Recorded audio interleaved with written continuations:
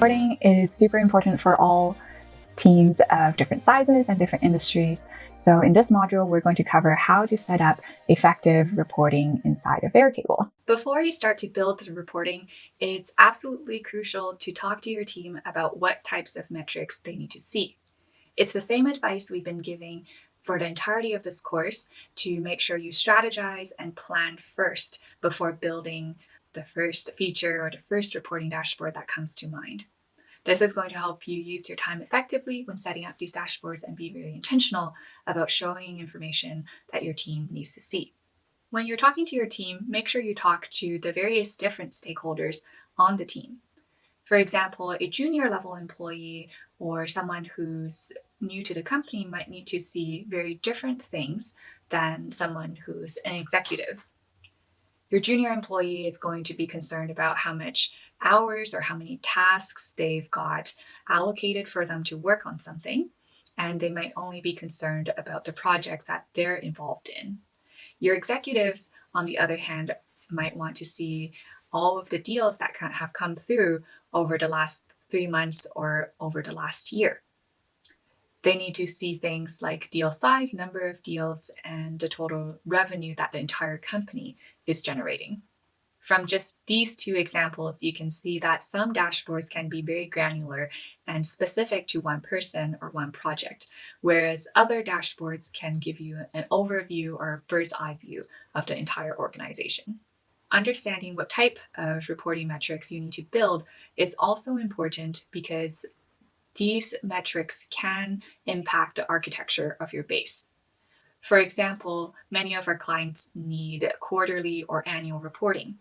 The most effective way to set this up is to set up quarterly tables and annual tables for year. This allows you to report on specific intervals in a flexible way, and it's by far the most effective way to set up interval reporting. We'll show you how to do that in a later example, but for now, please keep in mind and make sure you strategize and plan before starting. To help you brainstorm some ideas on reporting dashboards, we've listed out a handful of dashboards that we commonly build for our clients. The first one is a revenue or cost dashboard. Knowing the revenue for a particular company or for a particular sales team is very helpful because you can report based on a funnel. Your sales funnel at the top is going to have brand new leads that have come in via your different marketing or sales methods. Then you can report on the second step of the funnel, which is how your intro calls went. Then the third step could be a follow-up stage that you report on. And then the fourth one could be deals that have been closed. By having these metrics, you can understand how your sales funnel is doing and whether or not that's healthy. And you can also know what is the expected revenue you're going to have over the next months or years down the road, depending on how big these projects are. You can also report on your costs. For example, if you have a company that has a lot of contractors, you can keep all of their time and their hourly rates as well. When you have those two components, for every single project, you know how much contractor fees you're going to be paying. Once you have all of your sales or your revenue on one dashboard and another dashboard for your costs, you very quickly get to a cash flow dashboard as well. That's a very common type of reporting our clients ask for and could be relevant for a lot of different organizations. The second type of reporting dashboard that's super impactful is project level profitability. Some of our clients are in the construction industry or government contracting, or they are retail companies that manufacture custom goods. In these kinds of cases, every project or every order or every deal will have its bid amount or a fixed revenue figure that they're expected to get. All of those projects also have costs, whether it's labor hours, machine hours, materials, or subcontractors that you need to hire. Thanks for investing in your own knowledge base. I'm Cherry Yang, the founder of Claribase. We're going to be releasing our flagship course, Airtable Mastery, for free. In the course, you can find over 100 videos on topics like design, integration, automations, and interfaces. It's perfect for the Airtable champion who wants to build their database right the first time. You can sign up for the course at the link down below. All of those costs and revenue can be captured inside of Airtable. When you can do that, you're going to get project level profitability. Having a history of your project level profitability is important because it allows you to submit more accurate bids in the future. If you can be confident about your bids and ensure that all of your bids are going to be profitable, then you're going to run a more effective organization. The third type of reporting dashboard is a productivity dashboard.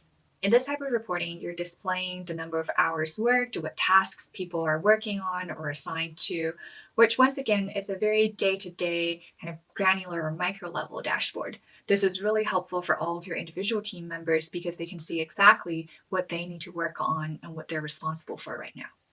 The next level up from just looking at tasks is also for the managers in your organization to see how many hours someone might have logged or how many hours were worked on inside of a given project.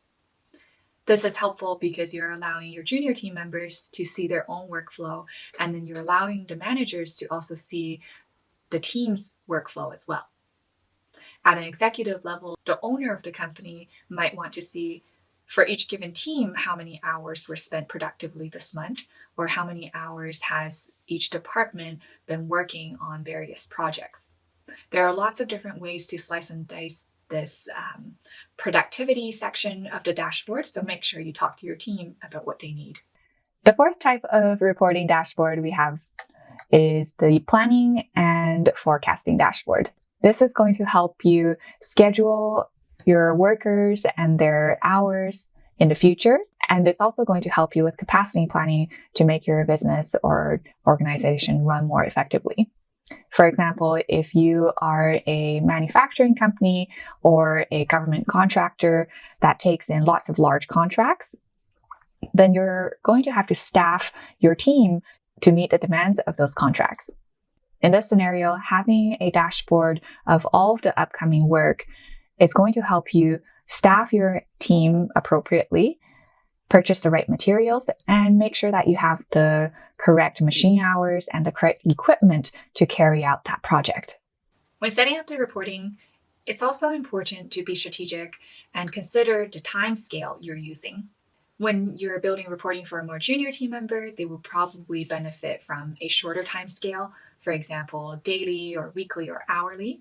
When it's for senior executives, we often see clients want a quarterly or annual reporting.